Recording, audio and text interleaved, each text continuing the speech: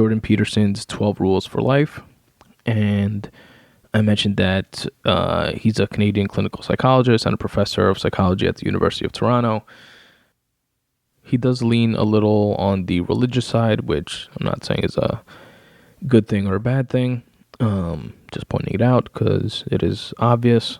But he purports using religious stories and myths because they are mechanisms for delivering deeper moral truths.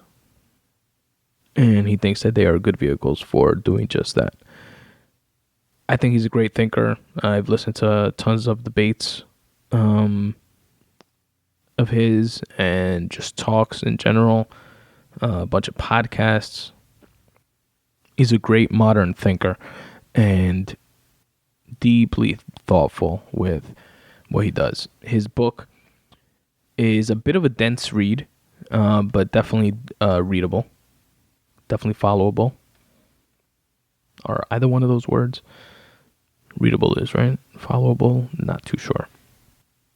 And towards the end, there's a quote or just something he says, something he finishes a chapter with, a line that just in and of itself really, really hits home. And I just had like a visceral connection to it. And I'll share that with you guys right after I tell you what the 12 rules are. And again, the title of the book is 12 Rules for Life. And there's a bunch of different things in there. And I'm just going to read you guys what the 12 rules are according to Jordan Peterson to give you an idea of what the book's about.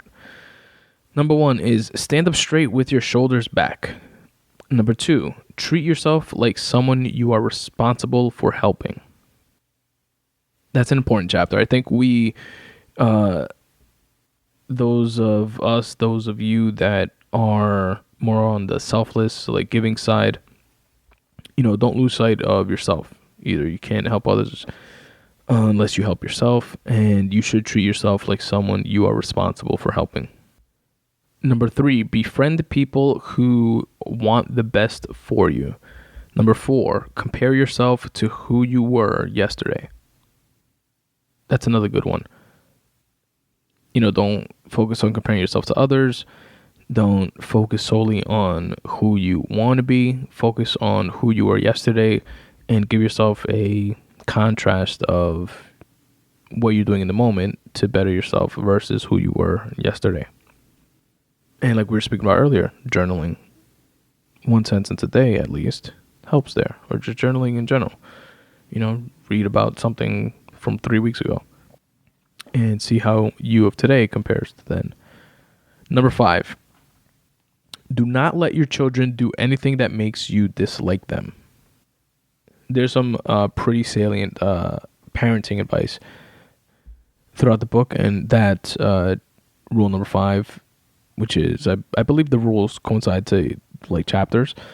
So that chapter or whatever, that section that goes over this is a good one. He speaks about things like helicopter parents that, the kids cry and they give them everything that they want, and then they wind up resenting their kids, and that's just an indication that you're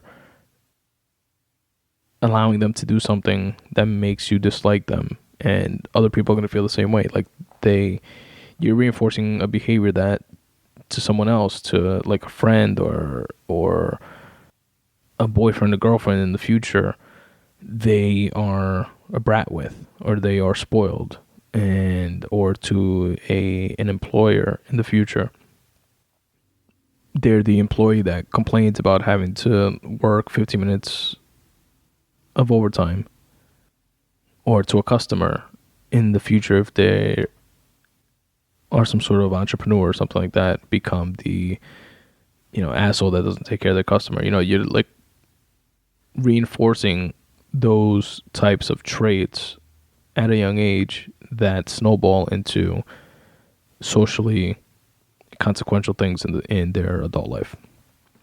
Number 6, set your house in order before you criticize the world. So basically, don't throw stones in a glass house.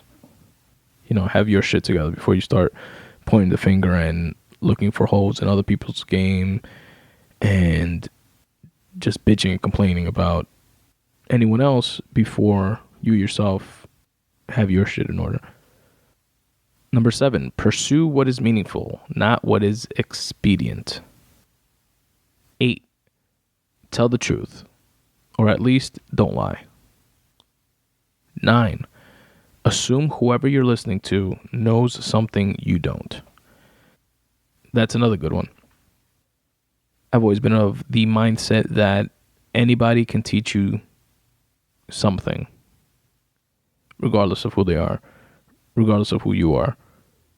And if you're willing to listen or pay attention, you'd be doing yourself a favor. Because when you least expect it, somebody will drop some shit on you and blow your mind. Number 10, be precise in your speech.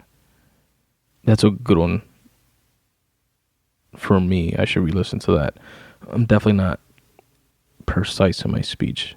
I often find myself being either misinterpreted or literally having the opposite of what I intend be the understanding of a conversation, for example. I'm much more precise in writing. Number 11, do not bother children while they are skateboarding. I really like this one. This one is pretty much the theory behind, let your kids fall and break their arm type of thing. Don't be a helicopter parent. You don't want to coddle them 100%. You don't want to obviously let your kid drown or something like that.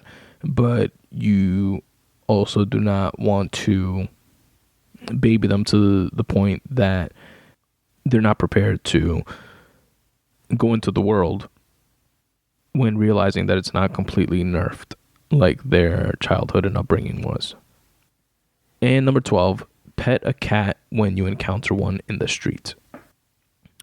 I personally don't recommend that one. Now, the last thing that I'll say about Jordan Peterson's book, 12 Rules for Life, which I will link to in the episode notes. The last thing is what I said I had such a visceral connection to, which is, and I quote, aim to be the person in your father's funeral that everyone in their grief and misery can rely on. I'll say it again one more time because I think that's so good, so deep, so meaningful. Aim to be the person in your father's funeral that everyone in their grief and misery can rely on. To me, that encompasses so much. That encompasses being selfless enough to not be caught up in your own grief in a time of loss, such as the death of a loved one, and to be present and compassionate enough so that others that are going through their grief and misery can rely on you. And whether that be just for companionship or being a shoulder to lean on, to cry on, someone to speak to, someone to take care of the logistics of, events like that, like funerals and everything that, goes along with death. It's also about having the strength to be able to step up to the plate and be that person.